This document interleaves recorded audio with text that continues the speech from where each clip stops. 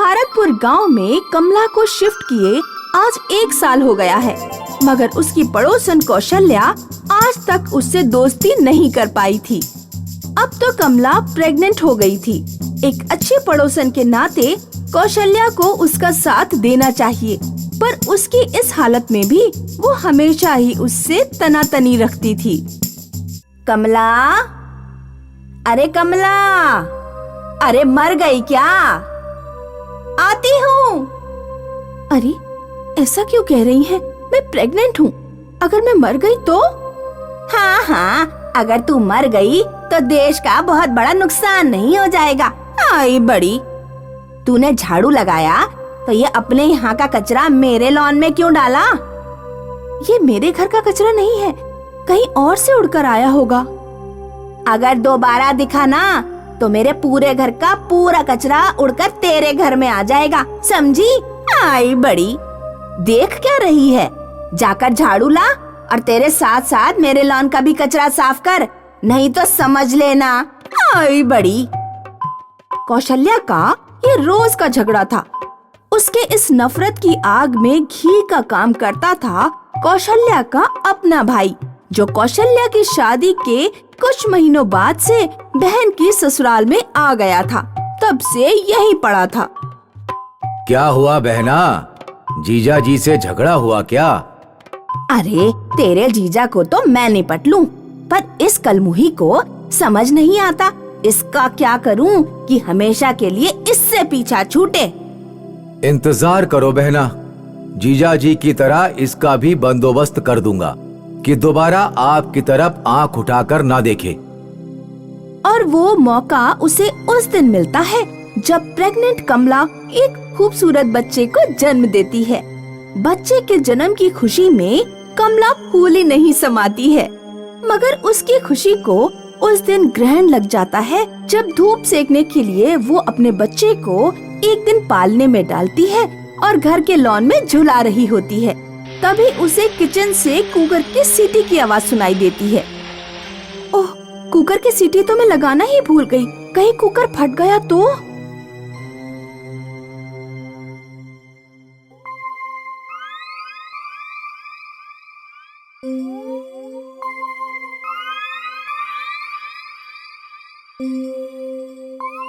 अरे मेरा बच्चा कहाँ गया? मेरा बच्चा क्या हुआ कमला? क्या हुआ? मेरा बच्चा, हमारा बच्चा। मैं यही धूप खिला रही थी उसे। क्या हुआ हमारे बच्चे को? कहाँ है वो? मैं यही धूप खिला रही थी उसे। कुकर की सीटी बंद करने गई, आई तो बच्चा यहाँ नहीं था। अरे इतनी देर में कहाँ चला गया? क्या हुआ भाई साहब? कुछ परेशान लग रहे हो? हमारा बच्चा यहाँ पल्ले में था, पता नहीं कहाँ चला गया। 4 दिन का बच्चा कहाँ चला जाएगा जीजा जी? कहीं कोई जानवर तो नहीं उठा ले गया? आसपास देखो, आप उस तरफ देखो, आप इस तरफ, मैं पीछे जाकर देख कर आता हूँ। कहता हुआ वो घर के पीछे की तरफ जाता है। कमला और उसका पति भी 2 अलग अलग दिशाओं में जाते हैं। कुछ ही देर में तीनों वापस आते हैं। मिला? नहीं, मैंने तो आसपास के लोगों से भी पूछा, उन्होंने किसी भी जानवर को इस तरफ आते हुए या इस तरफ से जाते हुए नहीं देखा। फिर कहाँ गया मेरा बच्चा? कहाँ गया? कमला का रो रो कर बुरा हाल हो जाता है। शाम से लेकर रात तक वो और उसका पति पूरे गांव में अपने बच्चे को पागलों की तरह ढूंढते हैं, पर वो नहीं मिलता है। दोनों थक कर पूरी तरह टूटकर अपने घर वापस आ जाते हैं। यहाँ किशन जब अपने घर पहुँचता है तो बच्चे को देख सरप्राइज हो जाता है। अरे बहना, ये बच्चा। तुम्ही ने तो कहा था ना, कमला का ऐसा बंदोबस्त करोगे कि दोबारा मेरी तरफ आंख उठाकर भी ना देखे। लो, इसे मारकर फेंक दो, इसके सदमे में वो पागल हो जाएगी। तुम्हारा दिमाग खराब है क्या बहना? अगर इसे मार दिया तो पुलिस कैसे भी हमें पकड़ ही लेगी। और ये जिंदा रहा तो भी पुलिस हमें पकड़ लेगी। एक काम करते हैं, इसे हमारे मायके में चंदू भैया के यहाँ छोड़ आते हैं। उनकी कोई औलाद नहीं है, वो इसे कुछ दिन पालेंगे और फिर जैसे ही अपने पांव पर चलने लगेगा इसे वापस ले आना और अपनी जम के सेवा करवाना। बचपन से ही मुफ्त का नौकर बनकर रहेगा ये। कौशल्या को उसका आइडिया पसंद आता है और वो किसी को शक ना हो इसीलिए चुपचाप चंदू भैया की बीवी को अपने यहाँ बुला लेती है। वो उसे पूरी प्लानिंग समझा देते हैं। चंदू भैया की बीवी लीना भी कहती है, आप फिक्र मत करो दीदी, ऐसी एक्टिंग करूँगी कि कोई यकीन ही नहीं कर पाएगा कि इस बच्चे की माँ मैं नहीं हूँ। और पूरे दिन वो बच्चे को दूध में बेहोशी की दवा पिलाकर सुलाए रखते हैं और रात को चुपचाप वहाँ से निकल जाना चाहते हैं। मगर घर के लॉन में पहुँचते ही अचानक बच्चा जोर जोर से रोने लगता है। मेरा बच्चा, मेरा बच्चा, मेरा बच्चा, मेरा बच्चा। अरे मेरे बच्चे को कहाँ लेकर जा रहे हो? दो मेरा बच्चा, दो ना। अरे ये कैसे है तुम्हारा बच्चा? किसी की भी गोद में देखकर कहोगी कि वो तुम्हारा बच्चा है? आई बड़ी। अरे ये लीना भाभी का बच्चा है। कौन लीना भाभी? ये मेरा बच्चा है। अरे कमाल करती हो, दोपहर को मैं इसे लेकर आई तब तो कुछ नहीं कहा, अब कह रही हो कि तुम्हारा बच्चा है। दोपहर को कब लेकर आई तुम? लो जी, पत्नी की तरह पति भी झूठ बोल रहा है। अरे दोपहर को ही तो मैं इनके मायके से अपने बच्चे को साथ लेकर आई हूँ और अब वापस जा रही हूँ। नहीं नहीं, तुम झूठ बोल रही हो, ये झूठ बोल रही है जी। आप ही देखिए ना, ये हमारा बच्चा है, हमारा बच्चा है ये। देखिए ना, इसकी आंखें देखिए, इसकी नाक देखिए, इसका चेहरा देखिए। अरे 4 दिन के जन्मे बच्चे की क्या नाक, क्या आँख? आई बड़ी। 4 दिन नहीं, 6 दिन। 6 दिन का बच्चा है। अरे 6 दिन का नहीं, 4 दिन का है। जिसे हुआ है उससे पूछ। आई बड़ी। पूछने की क्या जरूरत, ये मुझे हुआ है 6 दिन पहले। नहीं, ये मुझे हुआ है 4 दिन पहले। उनकी खींचातानी को लेकर बात इतनी बढ़ जाती है कि गांव के लोग ही नहीं, सरपंच भी इकट्ठा हो जाते हैं। ये लोग सरपंच से शिकायत करते हैं। सरपंच की भी समझ में कुछ नहीं आता है कि बच्चा किसका है। आखिर में वो कहते हैं, फिलहाल हमारी समझ में नहीं आ रहा है कि बच्चा किसका है, इसलिए पंचायत इसका फैसला कल सवेरे करेगी। ठीक है सरपंच जी। सरपंच जी, सवेरे तक बच्चा मेरे पास रहने दो। इसे भूख लगी, दूध पिलाना हुआ तो अभी ये 6 दिन का ही है। नहीं, सरपंच जी ठीक कह रहे हैं, बच्चा सरपंच के पास ही रहेगा। आई बड़ी। और दूसरे दिन सवेरे सवेरे पंचायत लगती है। दोनों ही पक्ष आमने सामने होते हैं। सरपंच जी कहते हैं, हाँ जी, अब बताइए बच्चा किसका है और क्यों? बच्चा मेरा है सरपंच जी, आप मेरे पति से पूछ सकते हैं। मुझे बच्चा हुआ था तो इन्होंने देखा था। हाँ, ये रहा बच्चे का बर्थ सर्टिफिकेट। भाई साहब, बच्चे का बर्थ सर्टिफिकेट। ये सर्टिफिकेट भी सही है। नहीं, ये सर्टिफिकेट भी झूठा है, ये भी झूठे है। ये बच्चा मेरा है। अरे तेरे कह देने से बच्चा तेरा हो जाएगा क्या? आई बड़ी। हाँ, बच्चा मेरा है। नहीं, बच्चा मेरा है। काकी, आप कुछ बोलिए ना। ये क्या बोलेगी? फैसला मुझे करना है और वो मैं करूंगा। देखो, सर्टिफिकेट के हिसाब से दोनों की बातें सही हैं। मतलब बच्चे पर दोनों का बराबर का हक है। पर बच्चा एक है और माँ 2, तो दोनों में से एक को बच्चा छोड़ना होगा, तभी फैसला हो पाएगा। नहीं, मेरा बच्चा है, मैं नहीं छोड़ सकती। तो क्या ये छोड़ सकती है? आई बड़ी। बोलो लीना भाभी। मैं भी नहीं छोड़ सकती। तो एक काम करते हैं, बच्चे को बीच से काट कर आधा आधा करके दोनों को दे देते हैं। क्या बात करते हो सरपंच जी, ऐसा कैसे हो सकता है? चुप, अगर कोई बोला तो पहले उसके टुकड़े होंगे, बाद में बच्चे के। लाओ, बच्चे को यहां लेकर आओ। लाओ, बच्चे को यहां लिटा दो। लगता है ये सचमुच इसे काट लेगा। काटने दो, मेरी भी तो यही इच्छा थी। वो तो किशन ने रोक दिया था, क्यों किशन? हाँ बहना। नहीं नहीं सरपंच जी, इसे मत काटिए, ये मेरा बच्चा नहीं है, ये लीना का ही बच्चा है, उसे ही दे दीजिए। मुझसे गलती हो गई, मुझसे गलती हो गई। लो, मैं खुद दे देती हूँ। ठहरो कमला, फैसला हो चुका है। बच्चे की असली माँ लीना नहीं, तुम हो। अरे ऐसे कैसी माँ है? आई बड़ी। हाँ, बच्चा तो मेरा है। अगर बच्चा तुम्हारा होता तो तुम उसे काटने के लिए नहीं छोड़ देती।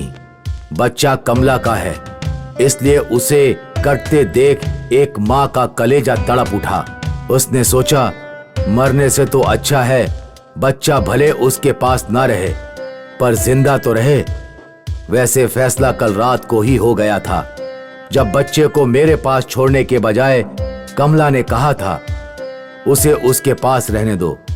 रात को उसे भूख लगी तो एक माँ ही अपने बच्चे की इतनी फिक्र कर सकती है।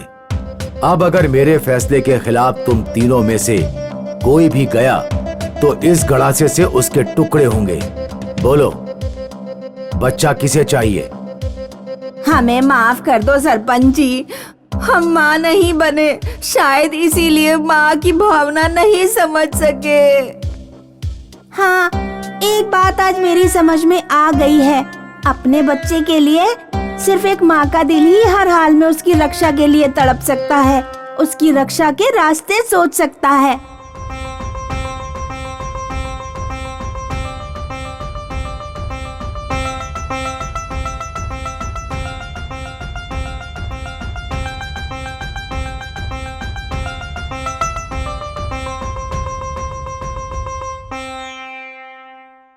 सराय गांव में रहने वाले किशन की माँ का बचपन में ही देहांत हो गया था।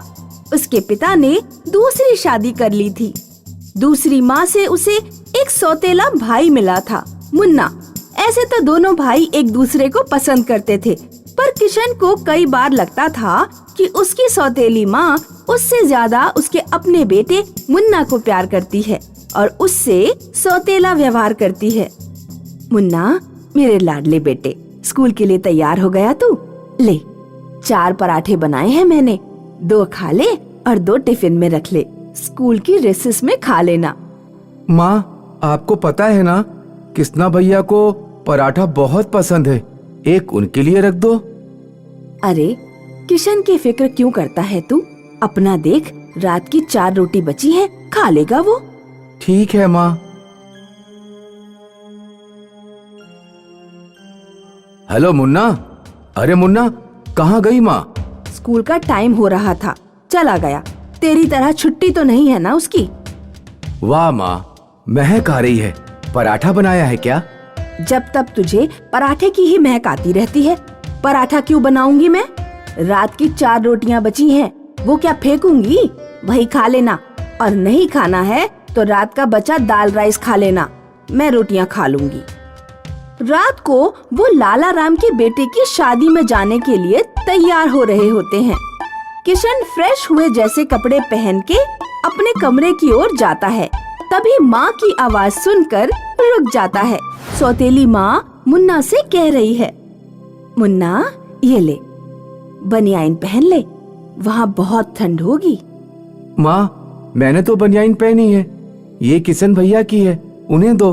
अरे वो स्वेटर पहन लेगा, तू ये बनियाइन पहन ले, ऊपर से तुझे टी-शर्ट ही पहन कर रखना है। अरे शादी में दूल्हे के साथ चलते हुए तुझे खूबसूरत दिखना है कि नहीं? दूल्हे के साथ जो 4 बच्चे जाएंगे उनमें एक में तुझे रखा है। पर माँ, किशन भैया, अरे तू उसकी फिक्र मत किया कर, ले बनियाइन पहन ले। किशन भैया, आप तैयार नहीं हुए अभी तक? शादी में नहीं चलना? चलना है ना तो जल्दी तैयार होकर आइए, तब तक मैं अपनी साइकिल निकालता हूँ। अरे मेरी बनियाइन नहीं दिखाई दे रही है। वो धोने के लिए भिगाई हुई है। क्या तेरी माँ ऐसा कर रही है? अरे काहे की माँ? सौतेली माँ बोल, सौतेली माँ। सौतेली माँ ऐसे ही होती है। मैंने तो तुझे पहले ही कहा था। वो पहले अपने बेटे को देखती है, फिर सौतेले का। इनफैक्ट वो सौतेले का देखती ही नहीं है, मगर तू मेरी बात ही नहीं मानता था। हाँ, पर अब ध्यान दे रहा हूँ तो देख रहा हूँ, वो सचमुच मेरे साथ सौतेला व्यवहार करती है। अब तक तो उसने मुझसे ना जाने कितना सौतेला व्यवहार किया होगा, मैं तो समझ ही नहीं पाया था। पर तुम लोग आज तक सच कहते थे, सौतेली माँ सौतेलापन दिखाती ही है। हाँ यार, ये सौतेली माँ ना बड़ा जुल्म करती है, पर तुम्हें जुल्म सहना नहीं चाहिए। पता है ना, मेरा दोस्त रमेश, उसका बाप भी सौतेली माँ लाया, मगर वो आते ही रमेश पर अपनी धाक जमाई। रमेश को उसने अपनी उंगली पर नचाना शुरू कर दिया। आज तक नाच रहा है। कैसे? अरे वो सुनता ही नहीं था अपनी सौतेली माँ की। अब देख, कल जब तेरी सौतेली माँ ने कहा था पराठा बनाया ही नहीं, तुझे तुरंत कहना चाहिए था। मुन्ना को तो दिया, दिखाऊं उसे बुलाकर उसका टिफिन खोल के। और हाँ, कल रात जब सौतेली माँ ने कहा तेरी बनियाइन धोने में डाली है, तो कहना चाहिए था कहाँ डाली है, दिखाओ, सीधी हो जाती। पर ये खुद बड़ा सीधा है यार। अरे सीधा नहीं, ऐसे लोगों को लोग पीछे से बेवकूफ कहते हैं। तेरी जगह मैं होता तो सौतेली माँ की ऐसी तैसी कर देता। मैं भी अब उनकी एक नहीं सुनूंगा, ऐसी तैसी कर दूंगा। ले मेरे लाडले, ठंडी का मौसम है, गरम गरम रोटी खा। ये क्या माँ, मुन्ना के बाद आपको दूसरी रोटी मुझे देनी चाहिए थी, उसे क्यों दी? अरे वो छोटा है, उसे खा लेने दे, फिर तू खा लेना। वो छोटा है तो मैं क्या बूढ़ा हो गया हूँ?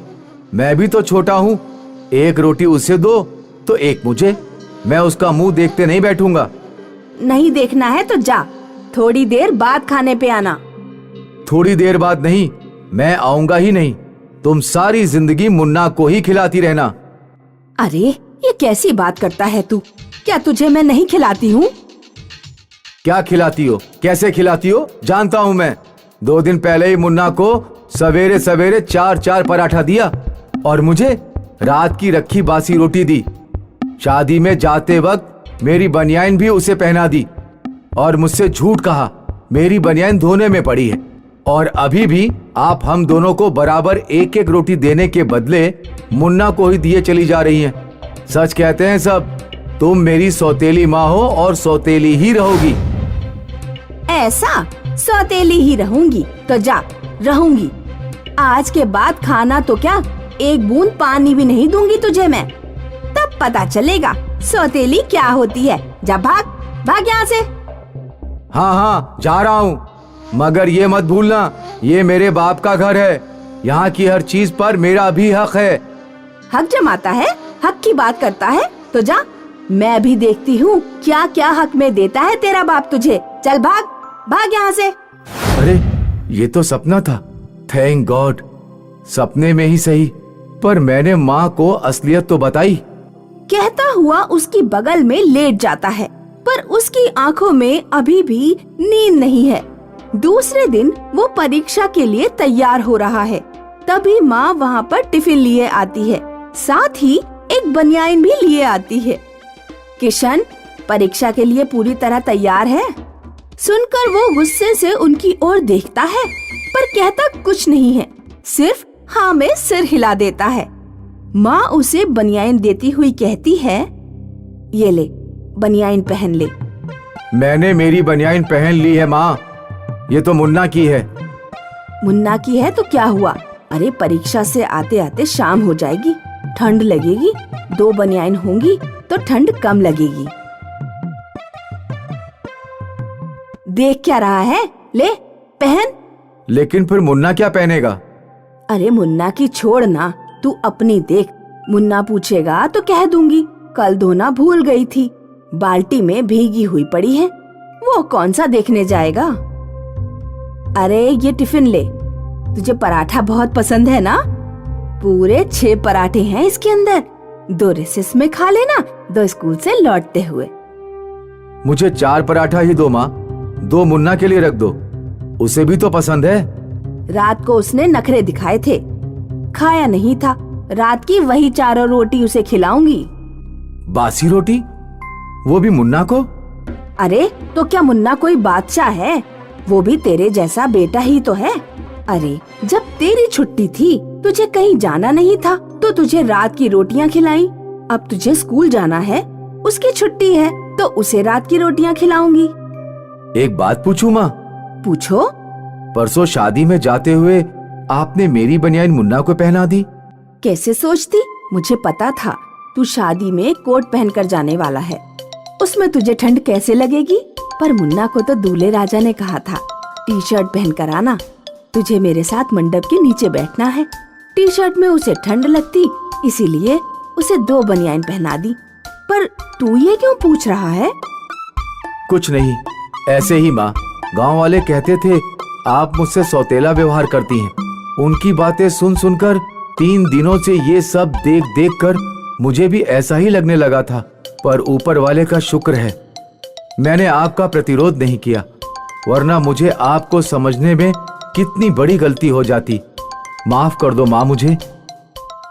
इसमें तुम्हारी गलती नहीं है बेटा, ये सौतेली माँ शब्द ही ऐसा है। सौतेली माँ कितना भी कुछ अपने सौतेले बेटे के लिए कर दे, पर ये समाज उसे सौतेली ही नजर से देखता है और बिना जरूरत बदनाम करता है। आप सच कह रही हो माँ। माँ सौतेली हो या सगी, माँ माँ होती है। आज एक बात मेरी समझ में आ गई है, कभी भी लोगों की बातों से अपना नजरिया नहीं बदलना चाहिए, क्योंकि जैसी बातें लोग दिमाग में भरते हैं, हमें वैसे ही अपने आसपास नजर आता है।